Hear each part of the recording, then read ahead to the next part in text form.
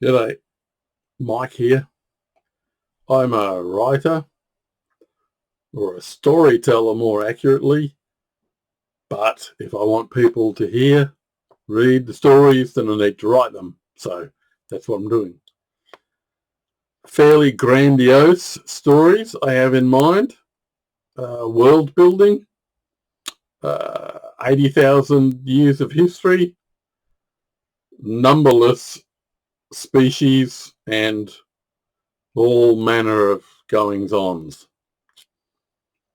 There's a whole bunch of stuff that I haven't decided, but there is a lot of stuff I have decided. And one of the things I decided was to write and put bits of what I'm writing on YouTube, maybe on Instagram at some point,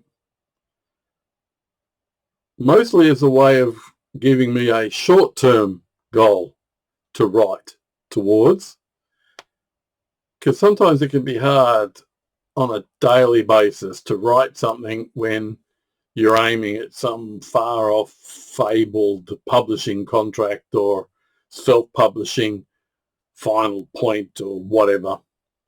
So I'm sharing what I'm writing as I'm writing it. Some of this might end up in the first book. I guess probably a lot of it won't. Anyway, on to the storytelling. Shoal sees an amazing landscape. She did not sleep long, despite her skins being warm. Before the sun's light could wake her, the wind on this ridgeline did. When Shoal had slept on the sands of Skellikur, the wind there blew ceaseless and calming. On those sands the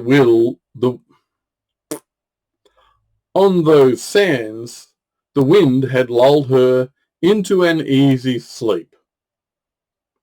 On this nameless ridgeline the wind blew as if possessed by a drunk, angry spirit, briefly raging, then dropping into torpor, cracking out of torpor to stumble along the ridgeline as if with murderous intent, before seeming to drop off the cliff edge with a scream. In its rage, even throwing pebbles and twigs around with random gusts. So it was that the chaotic violence of this wind woke Shoal early. Once awake, she shook the dust and leaves out of her pelt. Shoal decided she would make use of the coming sunrise to work out where she might have got to. Now, should that be gotten to? She had run for many days with little attention to anything except the southward direction, ever southward. The dense and tall bushes grew close to the cliff edge, but not right on it. Mottled in dark greens and dirty blues, the bushes were dense with thin wiry branches and a cruel celebration of thorns. Only a hard shell could huddle safely in these bushes in last night's wind.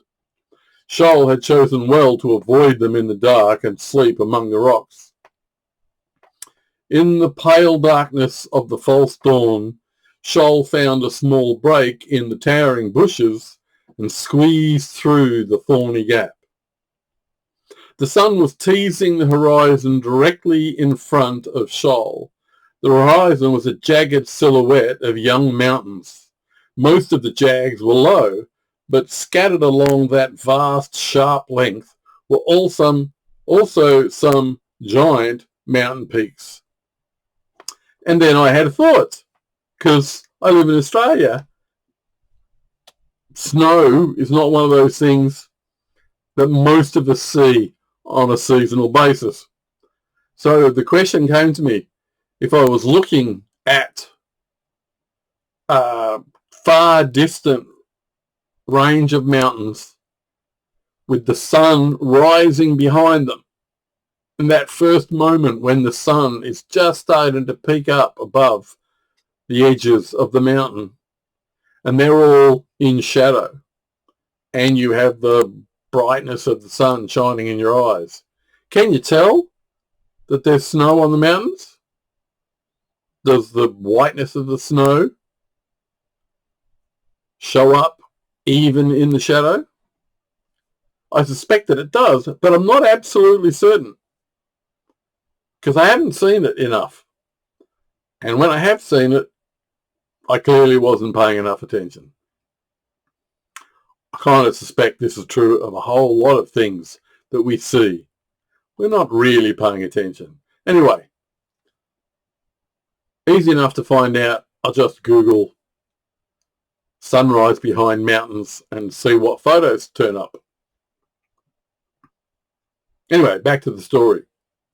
The sun was rising between two of those giants, casting infinitely long shadows across the plains that lay far below Shoal's position. The long shadows hid most of what lay to Shoal's left and right. The sun's first rays casting only a single swathe of light across the unrecognisable jumble of the landscape below. Shoal saw a few glints of what she assumed was water down there. Maybe Shoal saw a few glints of light reflecting off what she assumed was water down there. As her eyes scanned for more of those glints, she confirmed her guess. Those pale golden sparkles of light sketched out the slow wide curves of a large river. The view of most of that river was obscured by shadowy objects of great size. From the low foothills at the base of the cliff she sat on and far out across the plains, those objects thrust out of the landscape. They towered and twisted above the river like black vines of mythic scale, vines as wide in span as the river over...